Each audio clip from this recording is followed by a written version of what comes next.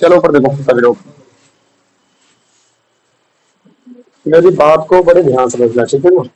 देखो अब चलो ऊपर देखो, बोर्ड दे दे। कल हमने कुछ पढ़ा था, बताओ क्या पढ़ा था।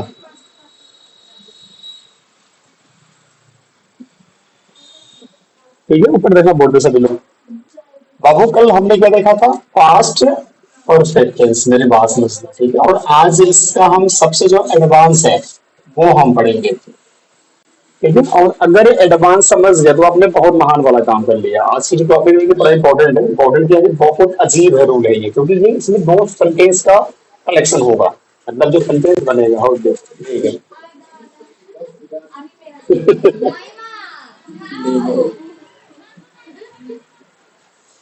जल्दी आओ जल्दी आओ जल्दी आओ, लेकिन पड़ोस भाई तो गिरा रहे हो, चलो चारों से गिरा रहे हो।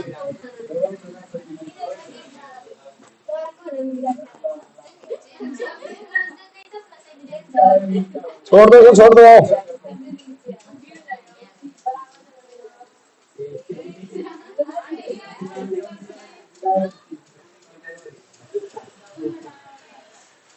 रन दो जहां रन दो सला करवा दो, रन दो।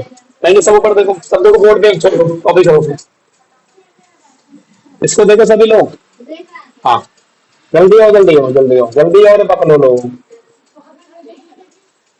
चलती है तो इतना समय से क्या होता हूँ, 5 मिनट लेट। जल्दी इधर आ जाओ इधर आ जाओ इधर आ जाओ। ठीक है, यहाँ बैठ जाओ कहीं, ठीक है यहाँ बैठ जाओ, ठीक है यहाँ आ जाओ। क्या किसका बैग है, उसको रख लो बैग। बैग इसमें रखो ना, इसकी जगह तो है। बैग इसको रख लो, बैग दोनों दोनों थाली पे रख लो बैग। हाँ बस हो जाओगे आप, वहां बैठ बैठ जाओ। एक वहां बैठ जाओ, चलो बैठ गए। और किसी की जगह नहीं बैठनी, इधर किसी की जगह। चलो पंखा तेज चलो, गर्मी हो रहा दो। चलो आवाज ना करना, ठीक है। पंखा तेज हुआ, ऊपर देखो बोर्ड पे। अब स्टार्ट तुमको इंतजार करना पड़ता है, इंतजार बताओ। ऊपर देखो, तो देखो मेरी बात समझना बाबू, मेरी बात को सुनो, आप बोलना मत। तो अभी की जो टॉपिक हमारी क्या है, कल की टॉपिक था ना, ये बस रिविजन करेंगे तो आपको समझ आएगा। ये टॉपिक था प्रेजेंट परफेक्ट टेंस, बस आपको मैं रिविजन करवा रहा हूँ, उसके बता रहा हूँ मेन वाले टॉपिक पे। तो बाबू मैंने इसमें कहा है कि प्रेजेंट परफेक्ट, सॉरी जो पास्ट परफेक्ट टेंस है ना, शांत हो जाओ। तो इसमें जो हमने कल हेल्पिंग वर्ब इस्तेमाल किया वो क्या था, हेड था ना। मैं फिर से रिपीट कर रहा हूँ बातों को, याद चलो कि जितने भी परफेक्ट वाले टेंस है उसमें क्या होगा, क्रिया की हेड फॉर्म इस्तेमाल होगा। चलो भाई, मैंने आपको बार बार कहा था कि जितने भी क्रिया की थर्ड फॉर्म वाली जो हमारी है, सॉरी जो क्रिया की जो सॉरी जो परफेक्ट टेंस है उसमें क्या होगा, क्रिया की थर्ड फॉर्म इस्तेमाल होगा। तो हमने तो क्या पढ़ा था कि हमने कहा था कि इसमें जो स्ट्रक्चर होगा वो क्या होगा, वो सब्जेक्ट होगा। क्या होगा, सब्जेक्ट होगा, फिर हेड का इस्तेमाल करोगे, फिर क्रिया की थर्ड फॉर्म का इस्तेमाल करोगे, फिर ऑब्जेक्ट का इस्तेमाल करोगे, और फिर क्या करोगे, अदर वर्ड इस्तेमाल करोगे। ये मैं पढ़ा नहीं रहा हूँ, बस रिविजन करवा रहा हूँ, क्योंकि टॉपिक हमारे अलग है। आज हम कंप्लीट सेंटेंस बात करेंगे किसका, पास्ट परफेक्ट टेंस का, जहां पे दो सेंटेंस का क्या होगा, कॉम्बिनेशन होगा, दो सेंटेंस मिलके बनेंगी। और इस जटिल सेंटेंस को हम ट्रांसलेट करने का प्रयास करेंगे, बड़ा आसान है। क्योंकि आप कहोगे सर अभी क्यों पढ़ा रहे हैं, क्योंकि इसमें इसका हमें इस्तेमाल करना है, हमें दो टेंस का इस्तेमाल करना है, और दो टेंस के पास आपके पास जानकारी होना चाहिए, पास्ट इंडेफिनिट, एक पास्ट परफेक्ट। समझना मेरे बात को। तो बाबू मैंने कहा बड़ा आसान है, ये पास्ट परफेक्ट के बारे में बात करें तो मैंने आपको कल भी कहा था, यहाँ पे हेड का इस्तेमाल करेंगे कि जाके थर्ड फॉर्म का इस्तेमाल करेंगे, ठीक क्लियर है।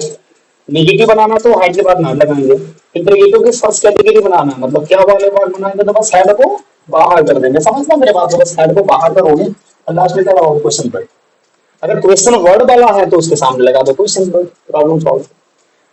सबसे जो खतरनाक चेंज है वो पास्ट इंडेफिनिट। ये मेरी बात समझना, बड़ा इंपॉर्टेंट है ये पास्ट इंडेफिनिट, हर पल पे परेशान करता है आपको। अब कहोगे परेशान क्यों करता है, क्योंकि इसमें जो हेल्पिंग वर्ब तो है डिड, बट वो हर जगह इस्तेमाल नहीं होता। जैसे कि अगर हम बात करेंगे असर्टिव सेंटेंस में, असर्टिव सेंटेंस में हेल्पिंग वर्ब इस्तेमाल नहीं करते हैं। उसमें क्या होता है कि पहले सब्जेक्ट का इस्तेमाल करेंगे और सीधे क्रिया की सेकंड फॉर्म का इस्तेमाल करते हैं, उसके बाद ऑब्जेक्ट, उसके बाद अदर वर्ड। ये बड़ा लफड़ा है, अदर वर्ड। समझना मेरी बात को, इस चीज को टैली करो, मैं क्या बोल रहा हूँ इसमें डिफरेंट देखो। पास्ट इंडेफिनिट में क्रिया के पहले सब्जेक्ट होता है, सीधे क्रिया की सेकंड फॉर्म, उसके बाद हमारा क्या होगा, ऑब्जेक्ट, फिर अदर वर्ड। समझना बाबू, इसमें कोई लफड़ा नहीं है यार। लफड़ा इसलिए नहीं है कि इसमें हेल्पिंग वर्ब है, मैंने बार बार आपसे बोला कि जिसमें हेल्पिंग वर्ब उसमें लफड़ा होता ही नहीं है। नेगेटिव वाला होगा तो नॉट लगा दो, क्या वाला होगा तो हेड को बाहर करो, प्रॉब्लम सॉल्व हो गया। लेकिन सबसे खतरनाक इसमें है, क्यों? क्योंकि इसमें हेल्पिंग वर्ब है ही नहीं है। असर्टिव, अगर इस चैप्टर को बड़े ध्यान से देखोगे, पास्ट इंडिफिनिट की मैं बात कर रहा हूँ, इसमें क्या हमारे पास कोई हेल्पिंग वर्ब नहीं है। यहाँ पे बड़ा लफड़ा, बड़ा पसंद करता है। क्या पसंद करेगा कि अगर ये हमारा असर्टिव हो गया, इसके नेगेटिव के बारे में बात करेंगे तो नेगेटिव में क्या करेंगे, सब्जेक्ट प्लस डीड लगाएंगे, डीड नॉट का इस्तेमाल करते हैं, ये बड़ा लफड़ा है। और जब डीड लगाओ तो फिर क्या करोगे, क्लियर की फर्स्ट फॉर्म का इस्तेमाल करोगे। अब आप हमसे पूछ सकते हो कि सर डीड नॉट के बाद आपने क्लियर की फर्स्ट फॉर्म का इस्तेमाल क्यों किया? क्योंकि जो डीड हेल्पिंग वर्ब है वो ऑलरेडी क्या है, सेकंड फॉर्म में। डू, डीड, डन, तो डीड हमारा क्या हो गया, सेकंड फॉर्म। तो हमने क्रिया के फर्स्ट फॉर्म का इस्तेमाल किया। तो ये बड़ा लफड़ा यार, बस दिमाग में रख लो ये कि जहां पे हम डीड का इस्तेमाल करेंगे वहां पे क्रिया की फर्स्ट फॉर्म का इस्तेमाल करेंगे। चलो नेगेटिव हो गया, बाकी वही रहेगा, बाकी तो आगे कुछ करना नहीं है, बाकी वही असर हो गया। बात करेंगे हम लोग इसकी इंटरगेटिव की फर्स्ट कैटेगरी की, मतलब जो वाक्य क्या से शुरू होते हैं, तो कुछ ना करो, आपको हेल्पिंग वर्ब मिल गया ना, बस डेट को बाहर कर दो। मैंने ये वर्ड वर्ड कम से कम 100 बार बोला होगा कि क्या वाले वाक्य को देखकर डरना नहीं है, बस हेल्पिंग वर्ब को बाहर करना। इतना कितना तो हिम्मत अपने पास से होगी कि हेल्पिंग वर्ब ढूंढो उनको बाहर कर दो, तो अपने क्या लगा दो क्वेश्चन पर, हो गया हमारा क्या वाले बात। क्या हो गया, क्या हो गया, प्रॉब्लम सॉल्व हो गया। डेट का इस्तेमाल कर दिया, प्लस सब्जेक्ट इस्तेमाल किया, ठीक है कि फर्स्ट फॉर्म बाद में हमारा वही है, ऑब्जेक्ट जो भी होगा ऑब्जेक्ट वगैरह, लेकिन हाँ यहाँ पे क्वेश्चन मार्क का इस्तेमाल करें। क्रिया के बाद में कोई रूल नहीं है, बाकी वही रह गया, object other word, object other word, object other word. समझ गए यहाँ पे? चलो अगर सेकेंड कैटेगरी होगी हमारे इंटरव्यू होगा, मान लो सेकेंड कैटेगरी होगा जिस वाक्य में प्रश्नवाचक शब्द होते हैं, वहां क्या करेंगे, कुछ ना करो, क्वेश्चन वर्ड लगाओ, लगाओगे ना क्वेश्चन वर्ड, बाकी से नहीं रहेगा, डेली का इस्तेमाल करो, फिर वही सब्जेक्ट, ठीक है, फिर first form dot dot dot, वही ऑब्जेक्ट अदर वर्ड। ये इसको दिमाग में रखो, बड़ा आसान है भाई। अब यहाँ पे कुछ अपवाद है, कुछ प्रॉब्लम है। पहला प्रॉब्लम नेगेटिव आ जाओ। पहला जो सबसे बड़ी प्रॉब्लम है नेगेटिव है। ये जो हमने वर्ड इस्तेमाल किया डिड नॉट, वो नहीं के लिए बाबू, किसके लिए, वो नहीं के लिए।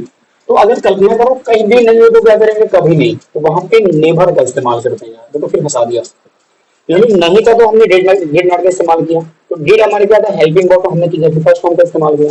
लेकिन अगर कभी नहीं है तो उसके लिए हम पार्टिकुलर वर्ड नेवर का इस्तेमाल करते हैं, और नेवर का इस्तेमाल करेंगे तो क्रिया की सेकंड फॉर्म का इस्तेमाल करेंगे। ये बड़ा लफड़ा है।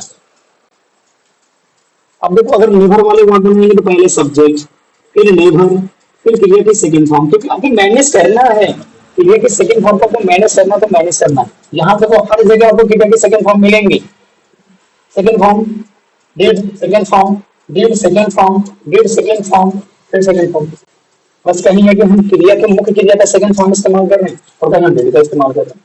तो यही समझना कि डिड कहाँ इस्तेमाल करना, डिड कहाँ इस्तेमाल नहीं करना, ये अपने दिमाग में होना चाहिए। आइडिया समझ लो ना कि नेगेटिव में नहीं होगा तो डिड का इस्तेमाल करेंगे, इंटरगेटिव में फर्स्ट कैटेगरी में डिड का इस्तेमाल करेंगे, सेकंड कैटेगरी में डिड का इस्तेमाल करेंगे, लेकिन जब कभी नहीं आएगा वहां पे हम डिड का इस्तेमाल नहीं करेंगे। अब इसके बाद हमारा क्या है, देखो इंटरगेटिव भी आ गया, सेकंड कैटेगरी में प्रॉब्लम है हमारे पास हु वाले के साथ। ये बात याद कर लो, हु एक ऐसा वर्ड है, बड़ा इंटरेस्टिंग वर्ड है यार, अभी आपको मालूम भी नहीं होगा। हु एक ऐसा क्वेश्चन वर्ड है जो दो क्वालिटी रखता है। आपको वो दो क्वालिटी कौन सी होती है? ये हु देखने में बड़ा आसान लग रहा है लेकिन बड़ा क्रिटिकल है। ये हु एक ऐसा वर्ड है जो सब्जेक्ट भी है और क्वेश्चन वर्ड भी है। अब तो हमको फंसा दिया ये, क्योंकि हमें इनकी दोनों क्वालिटी दिखानी पड़ेगी ना, इसलिए मेरी बात समझ पाओ। अगर इनको सब्जेक्ट मानेंगे तो हम लगाएंगे स्ट्रक्चर ये, तो बस लिखा हुआ सब्जेक्ट की सेकंड फॉर्म डाल देता है। सोचो, ये बड़ा क्रिटिकल है यार, ये बड़ा पसंद करता है। यानी कि हु के साथ तुरंत हमें क्रिया की सेकंड फॉर्म का इस्तेमाल करते हैं, क्यों? क्योंकि हम इसको सब्जेक्ट मानेंगे बाबू, और अगर ये बना हुआ है subject plus V2 object other word. ठीक है, देखो ये हु प्लस V2 प्लस हमारे क्या होगा ऑब्जेक्ट अब प्लस अदर वर्ड। मैं रिवीजन करवा रहा हूँ आपको पीछे का, लास्ट में क्वेश्चन। तो यहाँ पे हु को हमने दोनों को ऑलरेडी दिखा, पहला सब्जेक्ट, हाँ तभी तो हमने सेकंड फॉर्म इस्तेमाल किया, तो लास्ट में क्या लगा क्वेश्चन पे, तो दोनों क्वालिटी हो गए। ये दोनों टेंस में पढ़ा रहा हूँ इसलिए कि जो सेंटेंस हम पढ़ेंगे दोनों टेंस का इस्तेमाल करेंगे भाई, क्योंकि बड़ा अजीब सेंटेंस हम पढ़ने जा रहे हैं। ये बात समझ आई, ये हर पल पे बदल रहा है, कौन सा, पास्ट इंडेफिनिट। और ऐसे ही बदलता हमारा क्या, प्रेजेंट इंडेफिनिट। ये दो टेंस बड़ा खतरनाक है, दो टेंस जितना पढ़ोगे उतना महान बनोगे। और सबसे खतरनाक तो यही है, पास्ट इंडेफिनिट, क्योंकि ये सबसे ज्यादा यूज होता है बाबू, सबसे ज्यादा यूज होने वाला जो सेंटेंस है, जो टेंस है, वो पास्ट इंडेफिनिट। कहोगे कैसे, अपनी बुक उठा के देख लो, अपनी बुक में 95% जो सेंटेंस है वो किसमें है, पास्ट इंडेफिनिट। क्यों, क्योंकि जो भी कहानियां बनती है किसमें होती हैं, पास्ट में तो होती हैं। तो राइटर जो कहानियां लिखा कहीं पे बीती हुई बातें होती हैं, और जो बीती हुई बातें वो रिप्रेजेंट करेंगे चाहे लिखेंगे, क्या होंगे वो, पास्ट इंडेफिनिट। प्रॉब्लम सॉल्व हो गई, कुछ दिमाग में आया। इसमें प्रॉब्लम नहीं था हमारा, पास परफेक्ट में कोई प्रॉब्लम नहीं था। क्यों, क्योंकि बस हेड मिला और हेड के सहारे हम आसमान पे चढ़ जाएंगे। लेकिन यहाँ पे हर समय बदला हुआ है, क्योंकि डिड का इस्तेमाल करना था, डिड का इस्तेमाल नहीं करना था, इससे से बड़ा लोचा था। तो मैं फिर से बोल रहा हूँ लास्ट बात, कि अफर्मेटिव में सेंटेंस में क्या करेंगे हम लोग, सब्जेक्ट की जगह सेकंड फॉर्म का इस्तेमाल करेंगे। नेगेटिव में subject plus did not, did not याद कर लो, डिड नॉट मतलब नहीं के लिए हम डिड नॉट का इस्तेमाल करेंगे। और जब डिड लग गया तो क्रिया की फर्स्ट फॉर्म इस्तेमाल करेंगे, सेकंड फॉर्म इस्तेमाल ना करें। ऐसा पॉसिबल ही नहीं है कि हम दो सेकंड फॉर्म का इस्तेमाल करें। क्लियर हो गया। इंट्रीगेटिव की फर्स्ट कैटेगरी, यानी क्या वाले वाक्यों में तो बस हम उससे हेल्पिंग को बाहर कर देंगे। कौन सा हेल्पिंग, अब डिड को हमने बाहर कर दिया तो डिड लगा तो नहीं लगा, जब डिड लग गया तो क्रिया की फर्स्ट, बस दिमाग करें। सेकंड कैटेगरी होगी तो क्वेश्चन वर्ड लगा दो, तो डिड लगानी पड़ेगी ना, तो डिड लगा हम क्या करेंगे, subject first form. I mean हमने क्या सीखा कि डिड जहां है वहां हमने क्रिया की फर्स्ट फॉर्म लगाया, और जहां पे डिड है वहां पे क्रिया की सेकंड फॉर्म लगाया। लेकिन कभी नहीं था, कभी नहीं था, कभी नहीं, तो हमने क्या किया, नेवर का इस्तेमाल किया। और जब नेवर का इस्तेमाल करेंगे तो डिड तो लगाएंगे, तो वहां पे क्रिया की सेकंड फॉर्म। फिर लास्ट कैटेगरी, हु वाले वाक्य। हु एक ऐसा शब्द है जो सब्जेक्ट भी है, क्वेश्चन वर्ड भी है। आपको होगा सर कैसे मालूम पड़ा, ये वर्ड मैंने बार बार बोला होगा, आपको सुने भी होगा, कि जब हमें कभी कर्ता ढूंढना होता था तो हमने किसका सहायता लिया था, कौन का। और कौन का इंग्लिश क्या होता है, हु। जब कौन कौन खोज गए तो कौन तो मिल गया, क्या बन गया, वो सब्जेक्ट बन गया। ये हमारा क्या बन गया, सब्जेक्ट। तो कौन ही तो सब्जेक्ट है। मैंने कहा तुम्हें इंग्लिश कौन पढ़ाया, तो कौन तो पढ़ाया, कौन कोई है, इसका नाम क्या, कौन। कौन मतलब उस पार्टिकुलर बंदे का नाम जो एक्टिविटी को कर रहा है। समझे बात, तो एक्टिविटी करने वाला तो होगा हमारा सब्जेक्ट, मिल गया सब्जेक्ट।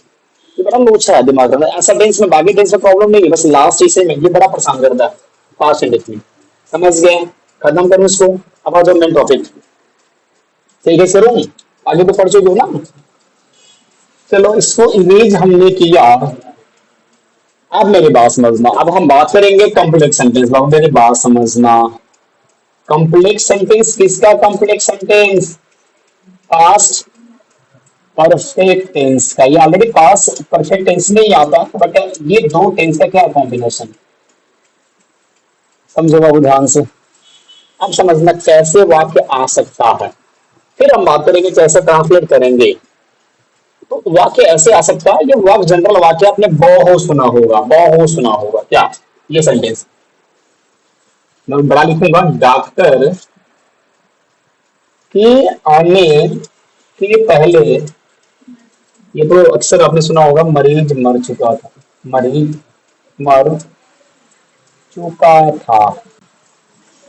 आपको हो गए सर कैसे मालूम पड़ा परफेक्ट हो, क्योंकि ऑलरेडी हमने आपको पहचान लिखवाया था ना, कि ऐसा वाक्य जिसके लास्ट में था, थी, थे हो, और उसकी एक्टिविटी हो अभी रिसेंटली क्या हुआ हो, खत्म हुआ हो। सीधे बात करेंगे, सीधे मुद्दे पाएंगे तो चुका था, चुकी थी, चुके थे, या थी, ई थी, ई थी, बस मिला, मिला ना।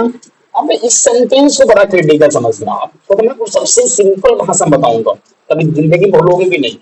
इस वाक्य में एक बार फिर से दोबारा रिपीट करता हूँ, समझना अलग ढंग से। तो डॉक्टर के आने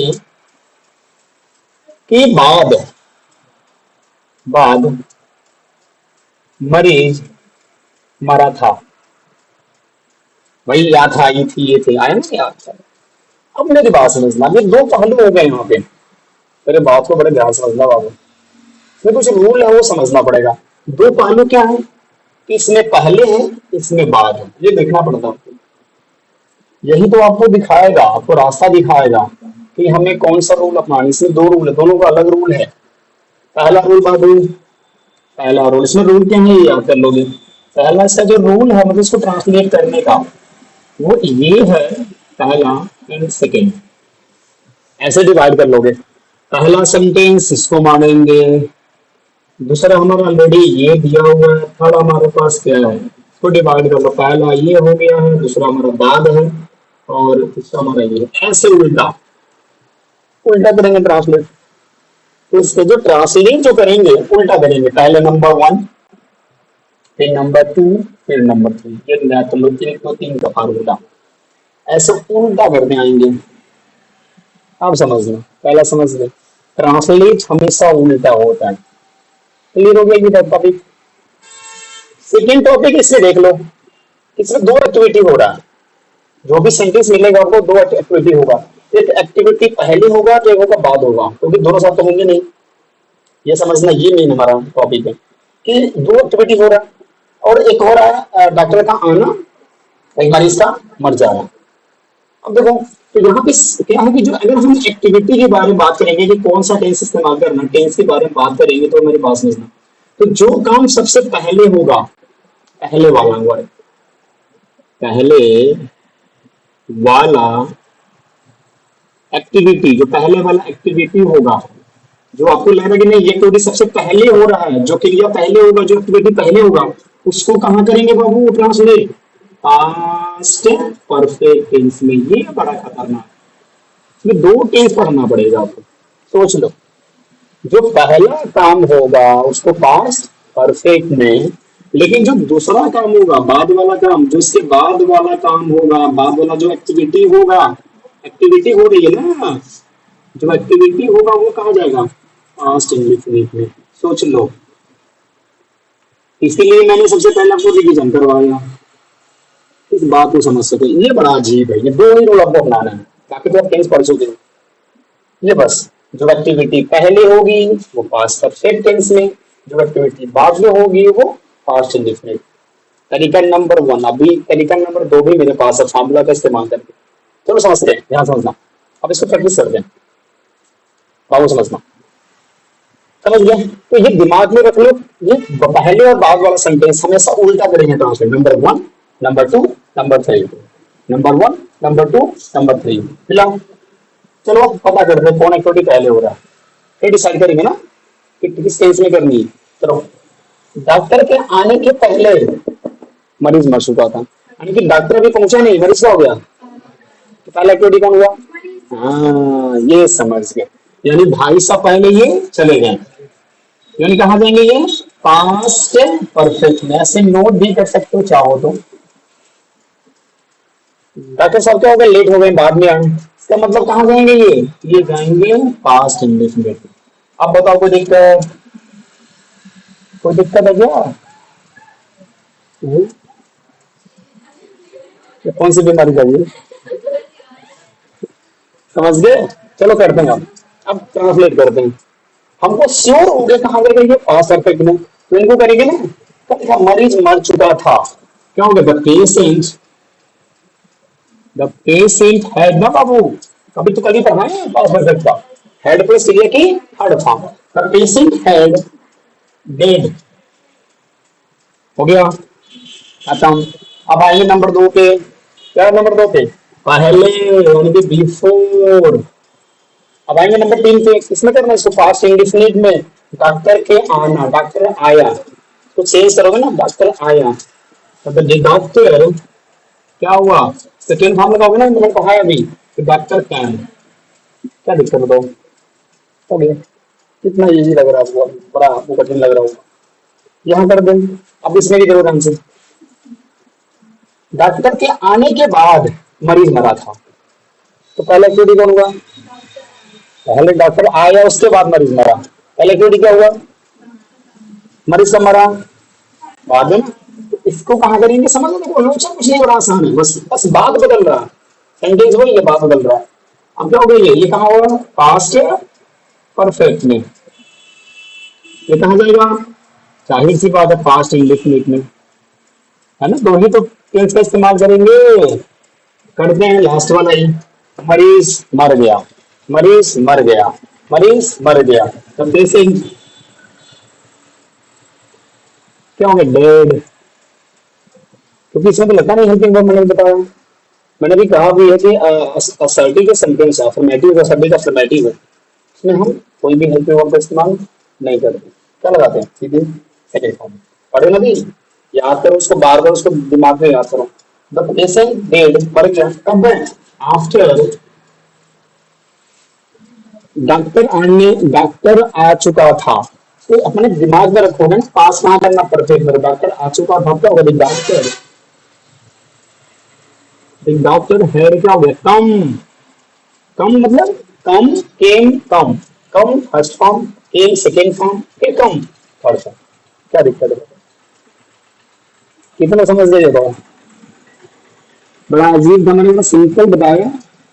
अगर ये नहीं है तो भी मेरे पास तरीका एक मेथड है। तो कितने में समझ गए? बहुत देखो, दूसरे की भी सवाल पूछना है, पहले ये पता करो कौन सा एक्टिविटी पहले हो रहा है। डॉक्टर के आने के बाद, यानी पहले डॉक्टर आ गया, फिर मरीज मारा, एक्टिविटी पहले कौन होगा? डॉक्टर आया, आने का किसमें जाएगा?